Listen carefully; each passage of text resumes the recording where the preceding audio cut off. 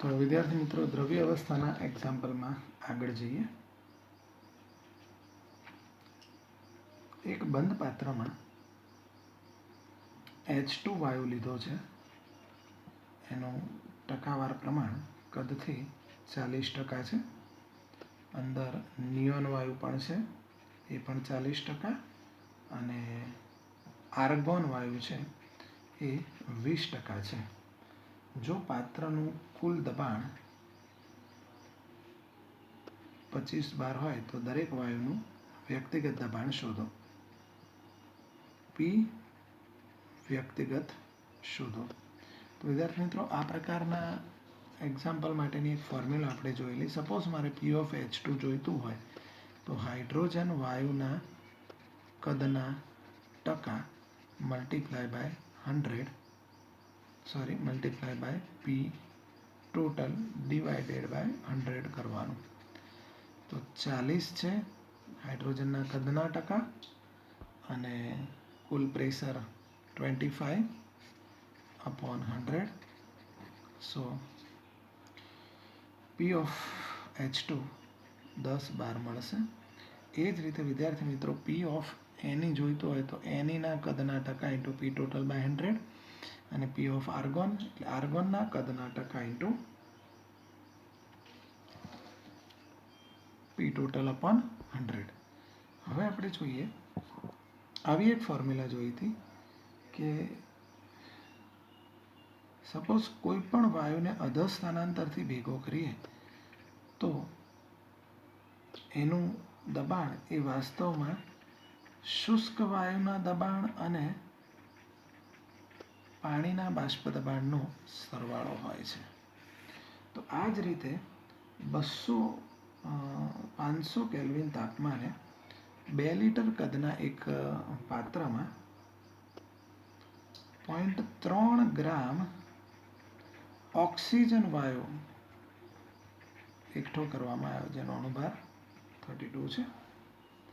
એ વખતે પાણીનું બાષ્પ દબાણ જો 32 મિલીબાર હોય, મિલીબારને આપણે બારમાં કન્વર્ટ કરીએ 32 × 10⁻³ એટલે 0.032 બાર.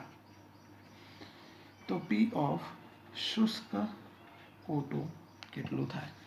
તો ફર્સ્ટ ઓફ ઓલ આ વેલ્યુ પરથી P of O2 એ ભેજયુક્ત આપણે શોધી કાઢીએ nRT/V પરથી, એટલે કે mRT/mV.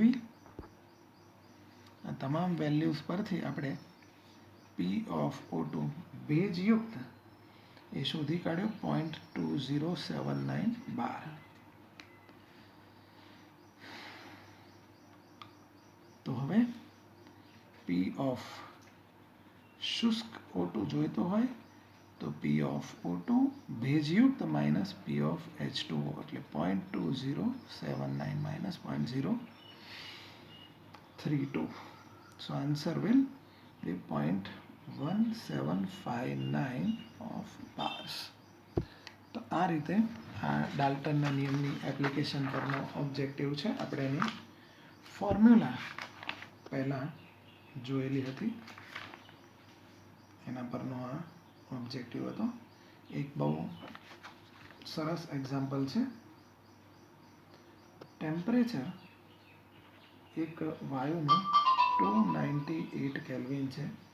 પાત્રની સાઇઝ 500 ml એટલે કે 1/2 લિટર આપેલી છે. એમાં 4 ગ્રામ હાઇડ્રોજન વાયુ ભરેલું છે, જેનો મોલેક્યુલર વેટ 2 થાય. હવે કે છે આમાં એક છિદ્ર છે. આ બંધ પાત્રમાં એક છિદ્ર છે. છિદ્રમાંથી થોડો થોડો હાઇડ્રોજન વાયુ બહાર નીકળે છે. થોડા સમય બાદ પાત્રનું દબાણ 50 બાર માલુમ પડ્યું. તો H2 વાયુના કેટલા અણુ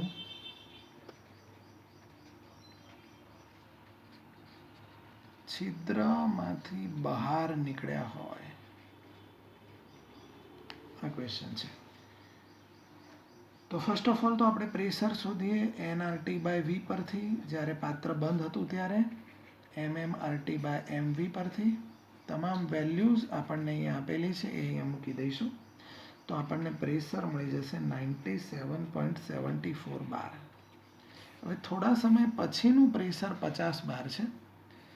તો ઘટેલું પ્રેશર કેટલું હશે? તો 97.74 -50 એટલે કે 47.74 બાર જેટલું દબાણ ઘટ્યું. એ દબાણ ઘટેલું જે છે એટલા વાયુના અણુઓ, એને અનુરૂપ વાયુના અણુઓ બહાર નીકળ્યા હોય તો ફરીથી એકવાર આપણે P dash is equal to NRT by V કરીએ તો મોલ મળી જશે P dash V by RT પરથી. અહીંયા P ડેશ હવે મૂકીશું 47.74, વોલ્યુમ 0.082 એની આરની વેલ્યુ અને 298. તો મોલ ઓફ હાઇડ્રોજન 0.97 મળ્યા. તો કેટલા અણુ બહાર નીકળ્યા હશે? એક મોલમાં 6.022 ગુણ્યા 10⁻23. તો આટલા મોલમાં 0.097 into 6.022 into 10⁻23 એટલે 1.622 into 10⁻24 અણુ એ પાત્રની બહાર નીકળેલા હોય.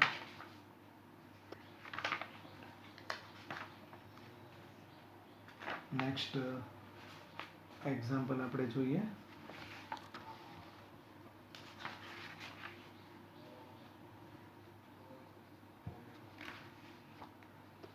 ટેમ્પરેચર 300 કેલ્વિન છે. ખુલ્લું પાત્ર છે. એ ખુલ્લા પાત્રને 500 કેલ્વિન સુધી ગરમ કર્યું છે, 500 કેલ્વિન. તો એ ખુલ્લા પાત્રમાંથી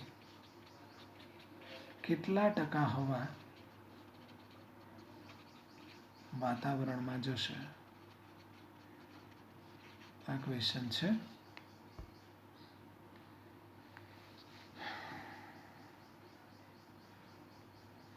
તો આપણી પાસે ફોર્મ્યુલા છે P1V1 = P2V2. આની જગ્યાએ આપણે લખીએ N1RT1 અને આની જગ્યાએ લખીએ N2RT2. એટલે કે આપણે લખી શકીએ N1T1 = N2T2.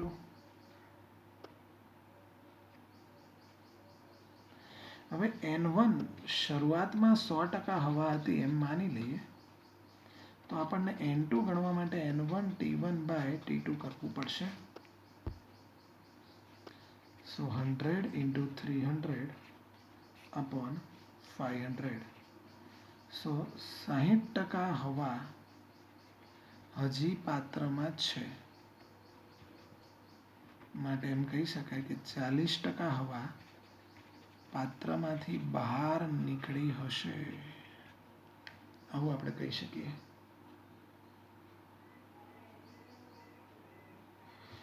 નેક્સ્ટ એક ઓબ્જેક્ટિવ જોઈએ.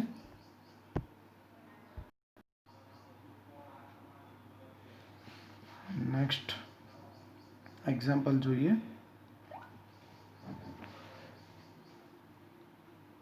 એક પાત્રની સાઇઝ 34 લીટર છે. એમાં 212 ગ્રામ O2 વાયુ ભરેલો છે અને ટેમ્પરેચર 300 કેલ્વિન છે.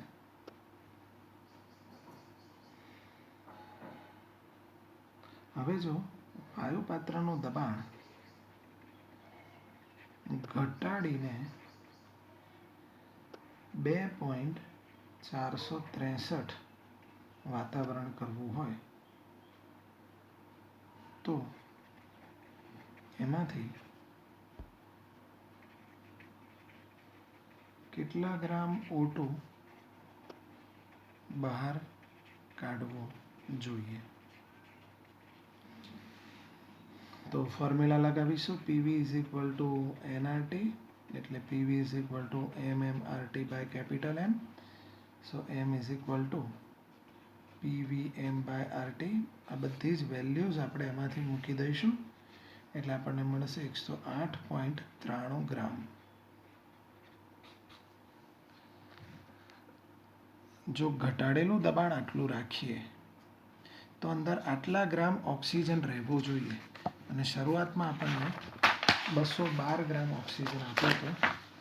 તો એનો અર્થ એવો થયો કે બહાર કાઢવા પડતા ઓક્સિજનનું જે દળ છે એ 212 - 108.93 એટલે 103.07 ગ્રામ થશે. નેક્સ્ટ એક એક્ઝામ્પલ છે.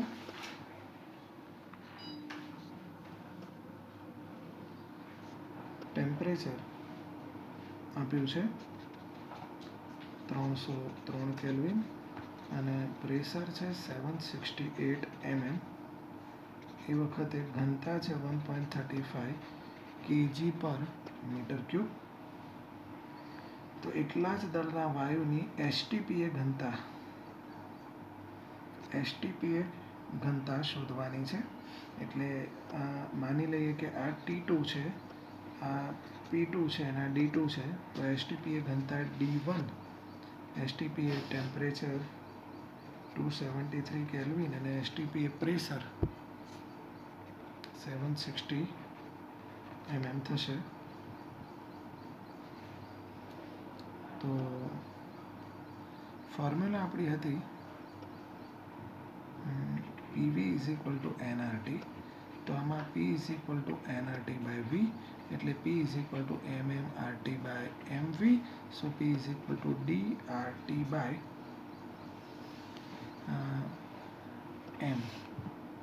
સો m = DRT/P. આ ફોર્મ્યુલાનો યુઝ કરીશું. બંને માટે દળ સરખા કીધા છે. તો પહેલા પદાર્થ માટે આ ફોર્મ્યુલા થશે D1RT1/P1. બીજા માટે થશે D2RT2/P2. બંને માટે દળ સરખા છે તો બંનેને કમ્પેર કરી દઈશું T2/P2. અને આમાં હવે આપણે D1 ને સબ્જેક્ટિંગ ફોર્મમાં લઈ આવીશું. તો D2 T2 P1/P2 T1 બધી જ વેલ્યુઝ મૂકીશું એટલે 1.48 કિલોગ્રામ પર મીટર ક્યુબ આવી આપણને એની વેલ્યુ મળશે.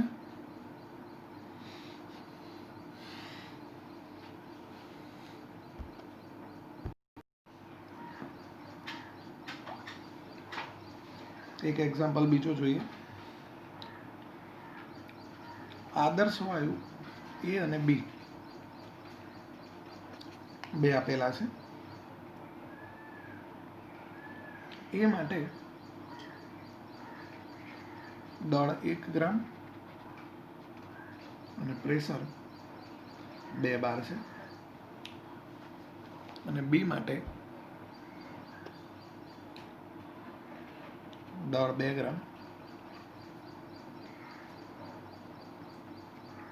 બંનેને મિક્સ કરવાથી પ્રેશર 3 બાર થાય છે એટલે 1 બાર પ્રેશર આનું હશે. બંને માટે ટેમ્પરેચર સેમ છે તો બંનેના અણુભાર વચ્ચેનો રિલેશન જોવાનો છે. તો ફર્સ્ટ ઓફ ઓલ એ માટે PAV = MART/MA. PBB = MBRT/MB. બંનેનો ગુણોત્તર લઈએ તો PA/PB = MA/MB × MB/MA.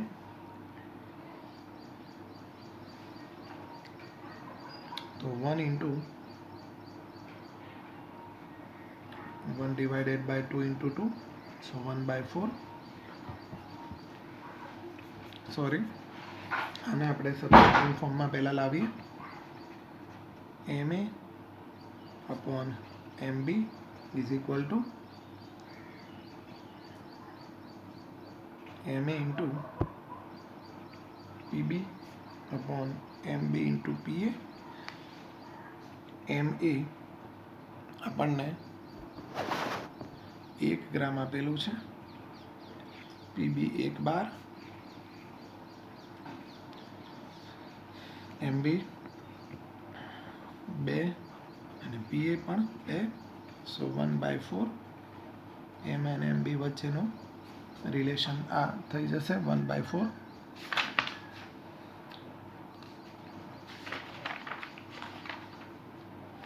Next example વિદ્યાર્થી મિત્રો, આ એક્ઝામ્પલ પર નજર કરીએ.